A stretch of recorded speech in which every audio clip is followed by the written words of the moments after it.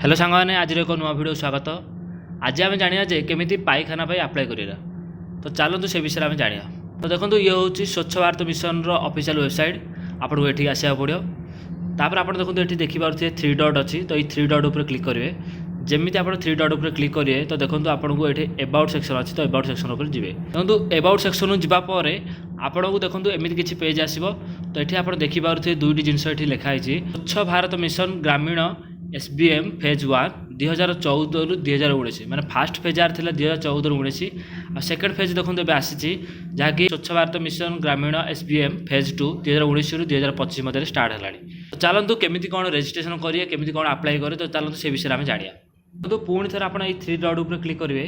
3 dot click करापर आप देखो ये लिखाई सिटीजन कर्नर तो ये सिटीजन कर्नर उपर आपको क्लिक करा पड़ो। जमी आप सिटीजन कर्नर उपर क्लिक करेंगे तो ये देखिपे आप्लिकेशन फॉर्म फॉर IHHL माने लैट्रिन आप अप्लाई करने आप्लिकेशन फॉर्म अच्छी तो आप क्लिक करेंगे। जमी आप क्लिक करेंगे तो आप आगे एमती किसी पेज ओपन होपर आप देखिपे सिटीजन रजिस्ट्रेशन लिखाई आठ देखो साइन इन लिखाई तो आमको देखो ए किसी करार ना ऊपर देखो लिखाई सिटीजन रजिस्ट्रेशन तापर आप क्लिक करेंगे। जमी आप क्लिक करेंगे तो आप आगे एमती किसी पेज ओपन होठी आप देखो रजिस्ट्रेशन करा पड़ो। तो ये आपंकर जेकोसी मोबाइल नंबर देते आठ गेट OTP क्लिक करेंगे। जमी आप गेट OTP क्लिक करेंगे तो आप मोबाइल को OTP जीव आठ आप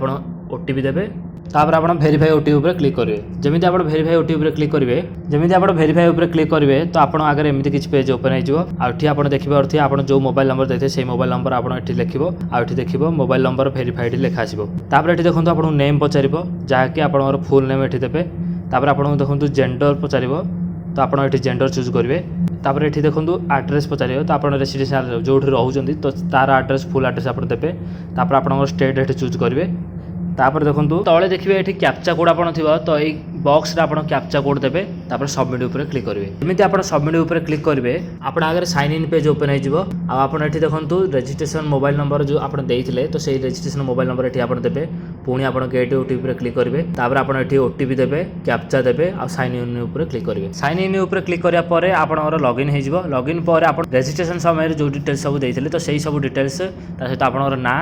से सब आसी तौक आसवे देखो लिखाई एलिजिबिलिटी क्राइटेरिया ऑफ बेनिफिशियरी जो मैंने बेनिफिट पाइबे तो से एलिजिबिलिटी क्राइटेरिया कौन अच्छे तो देखो से BPL कैटेगरी होता दरकार नचेत SC कैटेगरी होता दरकार नचेत ST कैटेगरी नचेत household with physically disabled person माने जदि हैंडिकैप्ड होते तो से मिल पार कि जदि landless labour with home state जदि से लेबर होते मिल स्मॉल एंड मार्जिनाल फार्मर जो मैंने कृषक से मिल पार एमती बहुत कैटेगरी अच्छी तो आपने चेक करूँ आपंकर कौ कैटेगरी से अनुसार आप अप्लाई करेंगे। तापर आप लेफ्ट साइड देखिए देखो दुईटा ऑप्शन थी न्यू एप्लिकेशन और व्यू एप्लिकेशन जेहेतु आम नुआर अप्लाई करते तेणु न्यू एप्लिकेशन उपर क्लिक करवा। न्यू एप्लिकेशन उपर क्लिक करापर आप आगे एप्लिकेशन फॉर्म ओपन हो आप देखिए स्टेट ना चूज करते रजिस्ट्रेशन समय तो आप स्टेट ना पलि आसो जदि न आसे तो आपने चूज करदे। ये देखो डिस्ट्रिक्ट ना आप चूज करेंगे ये ब्लॉक ना चूज करेंगे आप पंचायत ना ये चूज करेंगे ये विलेज ना चूज करेंगे ये हैबिटेशन नेम चूज करेंगे मैंने आप विलेज ना ही चूज करेंगे। ये थिला सेक्शन ए तापर देखो तले देखिए सेक्शन B लिखाई तो ये आप कौन करेंगे देखो लिखाई name of the application as per Aadhaar card आप आधार कार्ड जहाँ ना थी आप ना चूज करेंगे तापर ये आप आधार कार्ड नंबर देवे तापर तले देखिए गोटे चेक बॉक्स थी तो ये चेक बॉक्स उपर टिक करेंगे आउ वेरीफाई आधार नंबर उपर क्लिक करेंगे। जमी आप आधार नंबर वेरीफाई उपर क्लिक करेंगे तो आप आधार नंबर वेरीफाई हो तले देखिए लिखाई फादर नेम बा हजबैंड नेम जदि से महिला होते तो मेरिड होते हजबैंड ना देवे जब अनमेरिड होते तो फादर ना देवे आ जब पुओ पिला ना अप्लाई कर तो तब ओबियसली फादर ना ही देवे। तापर ये जेंडर चूज करेंगे तापर आपको ये कैटेगरी पचार कैटेगरी आपको दुईट ऑप्शन रहा APL ना BPL तो आप BPL चूज करेंगे तापर आपको सब कैटेगरी देवा पड़े सब कैटेगरी आप OBC SC ST जनरल एमती ऑप्शन आसे तो आप जनरल बा OBC जहाँ थी आप अनुसार कैटेगरी देवे। तापर ये देखो कार्ड टाइप तो आप कार्ड टाइप रे आधार कार्ड चूज करेंगे ये कार्ड नंबर आप आधार कार्ड नंबर देवे आधार कार्ड नंबर ऑटोमेटिकली पलि आसो। तापर ये देखो मोबाइल नंबर तो आप मोबाइल नंबर ऑटोमेटिकली ये पलि आसो जब न आसे तो आप मोबाइल नंबर ये टाइप करदे। ये ईमेल आईडी देखो ऑप्शनल अच्छी तो आप इच्छा आप दिंतु न दिंतु चलो। तापर ये आप देखो आड्रेस प्रेजेंट आड्रेस ये टाइप करदे। तापर आम सेक्शन C को आसवा जोड़े कि आपको पचार बैंक अकाउंट डिटेल्स सब देवाई तो देखो ये IFSC कोड ये सब डिटेल्स आप देवे ना जितेबाला आप आधार कार्ड वेरीफाई उपर क्लिक करेंगे तो आपंकर ये IFSC कोड बैंक ना ब्रांच नेम ए सब डिटेल्स पळै आसीबो काहेकि ना आपणर आधार कार्ड को जदि बैंक खाता डेबिट थिबो बा बैंक सीडिंग थिबो तेबे आपणर ए सब डिटेल्स आसीबो जदि आपणर नथिबो तो ए जिंसटा आसीबो नै आपण अप्लाई करिवे नै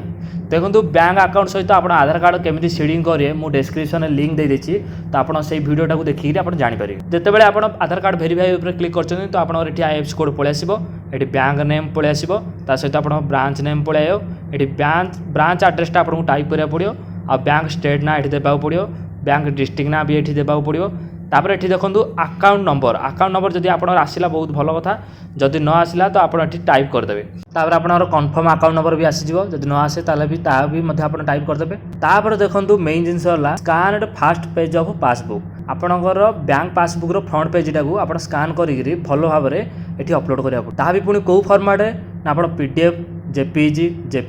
पीएनजी माने सब फॉर्मेट अच्छी तो आप फॉर्मेट रे केते साइज भितर आप अपलोड करेंगे ना 200 केबी भितर आपको अपलोड करा ये सब काम सरिया परे तापर आप अप्लाई ऊपर क्लिक करेंगे जमीती आप अप्लाई ऊपर क्लिक करेंगे तो आप एप्लिकेशन फॉर्म सबमिशन हो तापर आपको एमतीकार किसी गोटे बॉक्स आसो जो थे कि आप एप्लिकेशन नंबर बा एप्लिकेशन डिटेल्स आस जदि न आसे ताले आप व्यू एप्लिकेशन फॉर्म जाइए आपड़ से एप्लिकेशन नंबर एप्लिकेशन डिटेल्स सब किसी देखिपारे तो यहीपरि भाव में आपण मैंने पाइखाना अप्लाई करेंगे देखो एबे साइड स्पीड चलती तो एबे अप्लाई करनियंतु तापर भी एबे देखंतु साइड ओपन अच्छी तो केतेबेले साइड बंद हो तार भी गारंटेड ना